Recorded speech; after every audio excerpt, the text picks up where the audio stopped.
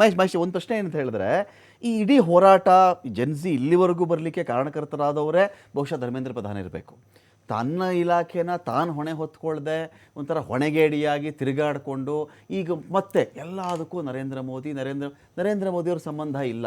ಒಬ್ಬ ಪ್ರಧಾನಿಯಾಗಿ ಒಂದಿರ್ತಾರೆ, ಅನೇಕ ಇಲಾಖೆಗಳನ್ನು ಬೇರೆ ಬೇರೆಗೆ ಒಪ್ಪಿಸಿರ್ತಾರೆ. ಅವರು ಒಪ್ಪಿಸಿದ್ದಾಗ ಈ ಮನುಷ್ಯನ ಅಂಡರಲ್ಲಿ 2024 ಇದೇ ಹಣೆ ಬರಹ, ಈಗಲೂ ಇದೇ ಹಣೆ ಬರಹ. ಜೊತೆಗೆ ಸಾಲದ್ದಕ್ಕೆ ಕ್ವಶನ್ ಪೇಪರ್ ಲೀಕ್ಗೆ ಸಂಬಂಧಪಟ್ಟಂತೆ 90ರ ದಶಕದಲ್ಲಿ ಹೋರಾಟ ಮಾಡಿ ಕಲ್ಲಟ್ಟು ತಿಂದಿದ್ದಂಥ ಮನುಷ್ಯ ಧರ್ಮೇಂದ್ರ ಪ್ರಧಾನ್. ದೊಡ್ಡ ಹೋರಾಟಗಾರ, question paper leak, ABVP leader ಆಗಿ ಈ ಮನುಷ್ಯನ ಪೆಟ್ಟು ತಿಂದಿದ್ದಂಥ ಮನುಷ್ಯ ಅವತ್ತಿನ ವ್ಯವಸ್ಥೆಯಲ್ಲಿ. ಅವರಪ್ಪ ಲೀಡ್ರು ದೇವೇಂದ್ರ ಪ್ರಧಾನ್ ಇರಬೇಕು, ಅವರಪ್ಪ ಲೀಡ್ರು. ಈಗ ಬಂದುಬಿಟ್ಟು ಈ ಥರ ಹೊಣೆಗೇಡಿಯಾಗಿ ಮುಖ ಮುಚ್ಕೊಂಡು ಈಗ ದೊಡ್ಡ ತ್ಯಾಗರಾಜ. ಎಂಥ ತ್ಯಾಗ ಮಾಡಿಬಿಟ್ರಪ್ಪ. ಜಿ ಹುಜೂರ್, ಶಭಾಷ್, ಜಿಂದಾಬಾದ್. ಧರ್ಮೇಂದ್ರ ಪ್ರಧಾನ್ ಜಿಂದಾಬಾದ್ ಅಂತಾರೆ. ಈ ದೇಶದಲ್ಲಿ 21 ಮಕ್ಕಳು ಸತ್ತೋಗಿದೆ, ನೀಟ್ ಎಕ್ಸಾಮಿಂಗ್ ಆಗಿದೆ ಅಂದರೆ ಈಗ ಅಲ್ಲಿ ಪೊಲೀಸರ ಕಡೆಯಿಂದ ಏನೋ ತನಿಖೆ ಆಗಬೇಕು, ಪೊಲೀಸರ ಮೇಲೆ ತನಿಖೆ ಆಗಬೇಕು ಅಂದರೆ ಈಗ ಮೆಟಾ, ಈಗ ಲಾಠಿ, ಈಗ ಪೊಲೀಸರು, ರೇಪು, ಈಗಿನ ಈ ಥರದಂದರೆ ಒಂದು ಹೋರಾಟಕ್ಕೆ ಕಳಂಕ ಹಚ್ಚೋ ಕೆಲಸನ ಅಲ್ಲಿ ಖಲಿಸ್ತಾನಿಗಳಾಯಿತು, ದೇಶ ವಿರೋಧಿ, ಫಾರಿನ್ ಫಂಡ್ ಆಯಿತು. ಈಗಿಲ್ಲ ಹುಡುಕ್ತಿರೋದು. ನರೇಶನ್ ಇದ್ರ ಬಗ್ಗೆ ಧರ್ಮೇಂದ್ರ ಪ್ರಧಾನ್ ನೀವು ಹೇಳ್ದಾಗೆ ನಾನು ರಿಯಲಿಯಾಗಿ ಅವರನ್ನು ಬೇಸ್ ಮಾಡಿ ಅವರನ್ನು ಭೇಟಿ ಮಾಡಿ ಕಂಡಂಗೆ Dharmendra Pradhan is a very good leader ಈ ದೇಶಕ್ಕೆ. ನಾನು ಕಂಡಂಗೆ ಒಂದು ಸಣ್ಣ ಉದಾಹರಣೆ ಹೇಳ್ತೀನಿ. ಕೇಂದ್ರೀಯ ವಿದ್ಯಾಲಯ ಶಾಲೆಗಳಲ್ಲಿ 20 ಸೀಟನ್ನ ಯಾರು MP ಆಗಿರ್ತಾರೆ ಅವ್ರಿಗೆ ಉಚಿತವಾಗಿ ಕೊಡ್ತಾ ಇದ್ರು. ಅದನ್ನ MP ಗಳು ಮಾರ್ಕೊಳ್ತಾ ಇದ್ರು 10 ಲಕ್ಷ 15 ಲಕ್ಷಕ್ಕೆ. ಇದೇ ಧರ್ಮೇಂದ್ರ ಪ್ರಧಾನ್ ಇವತ್ತು ಈ ದೇಶದ ಶಿಕ್ಷಣ ಮಂತ್ರಿಯಾಗಿ ಬಂದಾಗ ನಾವು ಕೆಲವು ಲೆಟರ್ಗಳನ್ನ ಕೊಟ್ಟಿದ್ವಿ. ಅವ್ರು ಇದ್ದಂತ ಏನು ಅವಕಾಶಗಳಿದೆ ಅದನ್ನ ತೆಗಿರಿ ಅಂತೇಳಿ. ನೀವು ನಂಬ್ತಿರೋ ಬಿಡ್ತಿರೋ KV ವಿದ್ಯಾಸಂಸ್ಥೆಗಳಲ್ಲಿ MP ಗಳಿಗೆ ಕೋಟಾದಡಿಯಲ್ಲಿ ಮೊದಲನೇ ಬಾರಿಗೆ ಕೊಡೋದಿಲ್ಲ ಅಂತೇಳಿ ಘೋಷಣೆ ಮಾಡಿದಂತ ವ್ಯಕ್ತಿ ಧರ್ಮೇಂದ್ರ ಪ್ರಧಾನ್. ಅವರು ಆ ಕೊಟ್ಟಾದ್ಮೇಲೆ 20 ಸೀಟುಗಳು ಬಡವರ ಮಕ್ಕಳ ಪಾಲಾದವು.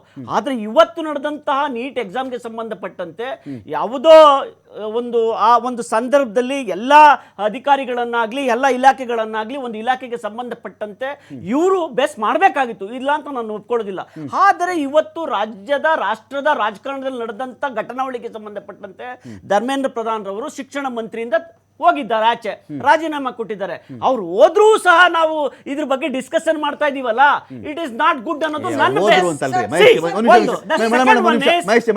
ನೀವು ತಪ್ಪು ತಿಳ್ಕೊಬಿಟ್ಟಿದ್ದೀರಿ. ಈಗ ಧರ್ಮೇಂದ್ರ ಪ್ರಧಾನ್ ಹೋಗ್ಲಿ ಇರ್ಲಿ ಅಂತಲ್ಲ, ನೀವು ಧರ್ಮೇಂದ್ರ ಪ್ರಧಾನ್ ಗುಣಗಾನ ಮಾಡ್ತಿದ್ರಲ್ಲ.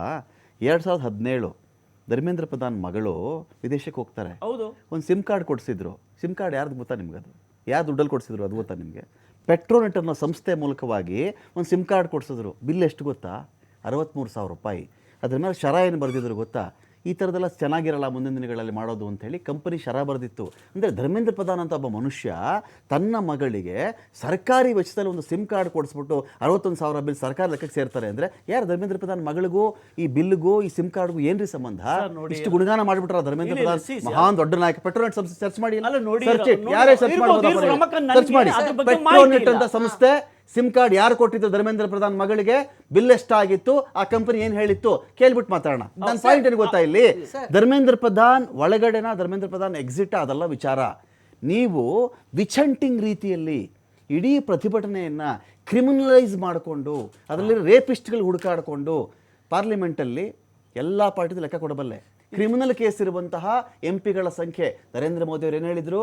ನಾನು ಪ್ರಧಾನಮಂತ್ರಿ ಆದರೆ 2 ವರ್ಷ ಅವಕಾಶ ಕೊಡ್ತೀನಿ. ನನ್ನ ಪಾರ್ಟಿಲಿದ್ರು ಅಷ್ಟೇ, ಬೇರೆ ಪಾರ್ಟಿಲಿದ್ರು ಅಷ್ಟೇ, ಸುಪ್ರೀಂ ಕೋರ್ಟ್ಗೆ ಹೋಗಲಿ, ಎಲ್ಲ ಬಗೆಹರಿಸ್ಕೊಳ್ಳಿ, ಪಾರ್ಲಿಮೆಂಟ್ ಶುದ್ಧೀಕರಣ ಮಾಡ್ತೀನಿ ಎಂದರು. ಇವ್ರ ಪಾರ್ಟಿಲಿರೋ ಕ್ರಿಮಿನಲ್ಗಳ ಸಂಖ್ಯೆ ನೀವು ಹೇಳ್ಬಿಡಿ, ನಿಮ್ಮ ಪರ್ಸೆಂಟೇಜ್ ಎಲ್ಲ ಹೇಳ್ಬಿಡಿ. ನೋಡಿ ಸರ್, ನೀವು 50 ಹೇಳ್ತೀರೋ 60 ಹೇಳ್ತೀವಿ, ಒಪ್ಕೋತೀನಿ ನಾನು. ನೀವು ಹೇಳಿ ನಂಬರ್ ಒಪ್ಕೋತೀನಿ ನಾನು. ಹೇಳಿ ನೋಡೋಣ ಕ್ರಿಮಿನಲ್ ಕೇಸ್ಗಳು ಬಿಜೆಪಿ ಎಷ್ಟು ಜನ ಇದ್ದಾರೆ ಹೇಳಿ ನೋಡೋಣ. ಸರ್, ಬಿಜೆಪಿ ಕಾಂಗ್ರೆಸ್ ಎಷ್ಟು ಜನ ಇದ್ದಾರೆ ಹೇಳಿ ನೋಡೋಣ. ಅದೊಂದು ಮಾತು ಹೇಳ್ತೀನಿ ಸರ್, ಇವತ್ತು ಈ ದೇಶದಲ್ಲಿ ಯಾರ್ಯಾರು ಏನೇನು ಯಾವ್ಯಾವ ರೀತಿ ಒಳಗೊಂಡಿದ್ದಾರೆ ಅನ್ನೋದನ್ನ ದೇಶಕ್ಕೆ ಗೊತ್ತಿದೆ. ಮಾಧ್ಯಮಗಳಲ್ಲಿ ಅನೇಕ ಬಾರಿ ಚರ್ಚೆ ಮಾಡಿದ್ದೇವೆ. ಎಷ್ಟು ಈಗ ಇವ್ರದ್ದೇ ಕಾಂಗ್ರೆಸ್ನವರು ನಮ್ಮ ರಾಜ್ಯದಲ್ಲೇ ಕೊಲೆ ಮಾಡಿ ಇವಾಗ ಜೀವಾವಧಿ ಶಿಕ್ಷೆ ಅನುಭವಿಸ್ತಾ ಇದ್ದಾರೆ, ನನಗೂ ಗೊತ್ತಿದೆ. ತನ್ನ ಶಾಸಕ ಸ್ಥಾನವನ್ನು ಕಳ್ಕೊಂಡಿದ್ದಾರೆ. ಇದೆಲ್ಲ ಇವತ್ತು ಏನಿಲ್ಲ ನಮ್ಮ ವೆಸ್ಟ್ ಬೆಂಗಾಲಲ್ಲಿ ಕ್ಯಾಮರಾ ಮುಂದೆ 5 ಲಕ್ಷ ಲಂಚ ತಗೊಂಡಂತ ಮನುಷ್ಯ ವೆಸ್ಟ್ ಬೆಂಗಾಲ್ ಚೀಫ್ ಮಿನಿಸ್ಟರ್. ಇವತ್ತು IT ರೇಡ್ ಆಗಿದ್ದ ಮನುಷ್ಯ ಒರಿಸ್ಸಾಗೆ CM. ಇವತ್ತು ಏನ್ ಮಾಡೋಣ ಇದಕ್ಕೆ ನಾವು? ಕರ್ನಾಟಕದಲ್ಲಿ ಕರ್ನಾಟಕ CM ಕ್ಯಾಮರಾ ಮುಂದೆ 5 ಲಕ್ಷ ತಗೊಂಡು ತಿಜೋರಿಯಲ್ಲಿ ಇಟ್ಕೊಂಡ ಮನುಷ್ಯ ವೆಸ್ಟ್ ಬೆಂಗಾಲ್ CM. ಏನ್ ಮಾಡೋಣ ಇದಕ್ಕೆ ಈಗ? ನೋಡಿ, ಅದು ಈಗ ನೀವು ಅದಕ್ಕೋಸ್ಕರ ಸರ್ಕಾರ ಈ ದೇಶ ಕಾನೂನು ಅಡಿಯಲ್ಲಿ ಧರ್ಮೇಂದ್ರ ಪ್ರಧಾನನನ್ನ ದೇವಮಾನವ ಮಾಡುವಂತ ಪ್ರಯತ್ನ ಯಾಕಾಗ್ತಾ ಇದೆ? ಇಲ್ಲ, ಇನ್ಯಾರನ್ನೋ ಸಿಂಹ ಹುಲಿ ಎರಡೆಜ್ಜೆ ಹಿಂದೆ ಜಂಪ್ ಮಾಡ್ಬಿಟ್ಟಿದೆ, ಮುಂದಕ್ಕೆ ಹಾರ್ಬಿಡುತ್ತೆ, ಬೇಟೆಯಾಡ್ಬಿಡುತ್ತೆ. ಈ ನರೇಶನ್ ಯಾಕೆ?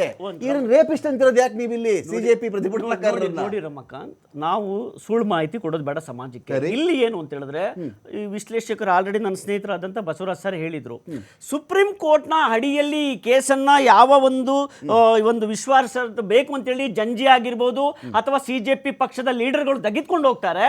ಎಸ್, ಈ ತರ ಸಮಸ್ಯೆಗಳಾಗಿದೆ, ನಮ್ಮ ಮೇಲೆ ಕೇಸ್ ಹಾಕಿದ್ದಾರೆ, ಇದು ಸರಿ ಇಲ್ಲ ಅಂತ ಬಂದಾಗ ಆಗ ಸುಪ್ರೀಂ ಕೋರ್ಟ್ ಸಿಜೆ ಟ್ರಸ್ಟ್ ಮಾಡಿ ಹೇಳ್ತಾರೆ ಪೊಲೀಸ್ ಡಾಟಾ ಬೇಸ್.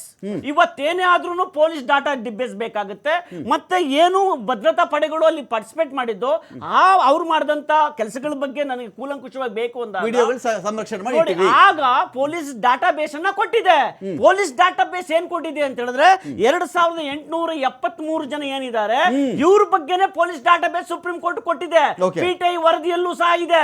ಈ ಪೊಲೀಸ್ ಡಾಟಾ ಬೇಸ್ ಅಲ್ಲಿ ಹಾಗಾದ್ರೆ ಕ್ರಿಮಿನಲ್ ಗಳನ್ನ, ಅತ್ಯಾಚಾರಿಗಳನ್ನ, ಕೊಲೆಗಾರರನ್ನ, ಪೋಕ್ಸೋ ಕೇಸ್ಗಳನ್ನ 2873 ಜನರನ್ನ ಸೇವ್ ಮಾಡ್ಬೇಕಾ? ನೋಡಿ, ನಾನು ಡಿಬೇಟ್ ಆರಂಭದಲ್ಲಿ ಒಂದು ಮಾತು ಹೇಳಿದ್ದೀನಿ. ಈ 2873 ಕ್ರಿಮಿನಲ್ ಕೇಸ್ಗಳೆಲ್ಲ ಹೊಂದಿರತಕ್ಕಂಥವರ ಪರವಾಗಿ ವಕಾಲತ್ತು ಮಾಡುವಂತ ಡಿಬೇಟ್ ಇದಲ್ಲ. ನನ್ನ ಆಂಗಲ್ ಏನು ಗೊತ್ತಾ, 2873 ಜನ ಅಪರಾಧಿಗಳನ್ನ ಬಹುತೇಕ ದೇಶದ ಬಹುತೇಕ ರಾಜ್ಯಗಳ ಅಧಿಕಾರದಲ್ಲಿರ್ತಕ್ಕಂಥ ಬಿಜೆಪಿ ಸರ್ಕಾರದವರು ಸರಿ ಸುಮಾರು ಅರ್ಧ ಜನ ರೇಪ್ ಮಾಡಿದ್ರೆ, ಅರ್ಧ ಜನ ಮರ್ಡರ್ ಮಾಡಿದ್ರೆ ಅಂದ್ಕೊಂಡ್ರು. ಇಷ್ಟು ಫ್ರೀಯಾಗಿ ಓಡಾಡಕ್ ಮಾಡಿಬಿಟ್ಟಿರ್ಬೇಕು ಅಂದ್ರೆ ಕೇಂದ್ರದ ಗೃಹ ಮಂತ್ರಿ ಇದ್ರ ಬೇಸ್ಡ್ ಮೇಲೆ ಅಮಿತ್ ಶಾ ರಾಜೀನಾಮೆ ಕೊಡಬೇಕಾ ಕೊಡಬಾರ್ದ? ಈಗ ಇಷ್ಟೊಂದು ಜನ ಅಡ್ಡಾಡಕ್ ಬಿಟ್ಟಿದ್ರೆ ಬೇರೆ ಕಡೆ ರೇಪ್ ಮಾಡ್ತಾನ ಅವನು, ಬೇರೆ ಕಡೆ ಕೊಲೆ ಮಾಡ್ತಾನ ಅವನು. ಜಂತರ್ ಮಂತರ ರೇಪ್ ಮಾಡಿಬಿಟ್ಟಿದ್ರೆ ಏನ್ರಿ ಮಾಡ್ಬೇಕಾಗಿತ್ತು? ಇದ್ರ ಕಾಳಜಿ ಇತ್ತ ಈ ಪೊಲೀಸರಿಗೆ ಯಾರಿಗಾದ್ರು? ಯಾಕೆ 30 ದಿನಗಳಿಂದ ಮೆಟಾ ಗ್ಲಾಸ್ ವರ್ಕ್ ಆಗ್ಲಿಲ್ವಾ ಪೊಲೀಸ್ಗೆ? ಮೆಟಾ ಗ್ಲಾಸ್ ಕ್ರಿಮಿನಲ್ ಎಲ್ಲಿದ್ದಾನೆ, ಅವ್ನು ಎಲ್ಲಿ ರೇಪ್ ಮಾಡಿದ್ದ, ಡೇಟಾ ಇರ್ಲಿಲ್ವಾ ಪೊಲೀಸರ ಹತ್ರ? ಫಿಂಗರ್ ಪ್ರಿಂಟ್ ಇರ್ಲಿಲ್ವಾ? ಅಲ್ಲ, ಮುಗೀತಲ್ವಾ? ಇವಾಗ ಪ್ರತಿಯೊಂದು ರಾಜ್ಯದಲ್ಲಿ ಏನೇನು ನೀವು ಕೇಸ್ಗಳನ್ನ ಹೇಳಿದ್ರಿ, ಇದು ಕೇಂದ್ರ ಸರ್ಕಾರದ ಅಡಿಯಲ್ಲಿ ಇರೋದಕ್ಕಿಂತ ರಾಜ್ಯ ಸರ್ಕಾರದ ಪೊಲೀಸ್ ಇಲಾಖೆ ಅಡಿಯಲ್ಲಿ ಬರುತ್ತೆ. ಯಾವ್ಯಾವ ಅತ್ಯಾಚಾರಿಗಳಿದ್ದಾರೆ, ರಾಜ್ಯಗಳಲ್ಲಿ ಇಲ್ಲಿ ಇನ್ನೇನು ಭಾರತದಲ್ಲಿ ಕೇಸರಿಮಯ ಎಲ್ಲ ರಾಜ್ಯಗಳಲ್ಲಿ ನಮ್ಮ ಕೇಸರಿ ಬಣ್ಣ ಅಂತ ಹೇಳ್ಕೊಳ್ಳುವವರು ಹಿಡಿದಾಕ್ಬೇಕಾಗಿತ್ತ, ಹಾಕ್ಬಾರ್ದಾಗಿತ್ತ ಇವ್ರನ್ನ? ಸರ್, ಇವತ್ತು ಎಷ್ಟೋ ಜನ ಕೋರ್ಟ್ಗಳಲ್ಲಿ ಇದು ಡಿಸೈಡ್ ಆಗೋದು, ಯಾರಿಗೆ ಬೇಲ್ ಕೊಡಬೇಕು, ಯಾರಿಗೆ ಬೇಲ್ ಕೊಡಬಾರ್ದು. ನಾನು ದಿನೇಶ್ ಅವರಿಂದ ನಾನು ಕಂಟಿನ್ಯೂ ಮಾಡ್ತೀನಿ ಡಿಬೇಟ್ ಅನ್ನ. ಎಕ್ಸೆಲ್ PU ಕಾಲೇಜು ಗುರುವಾನಕೆರೆ ಪ್ರಾಯೋಜಿತ ಅಖಾಡ ಬಿಗ್ ಫೈಟ್ ವಿಶೇಷ ಮತ್ತೆ ಮುಂದುವರಿಯುತ್ತೆ ಒಂದು ಬ್ರೇಕ್ ಆದ್ಮೇಲೆ.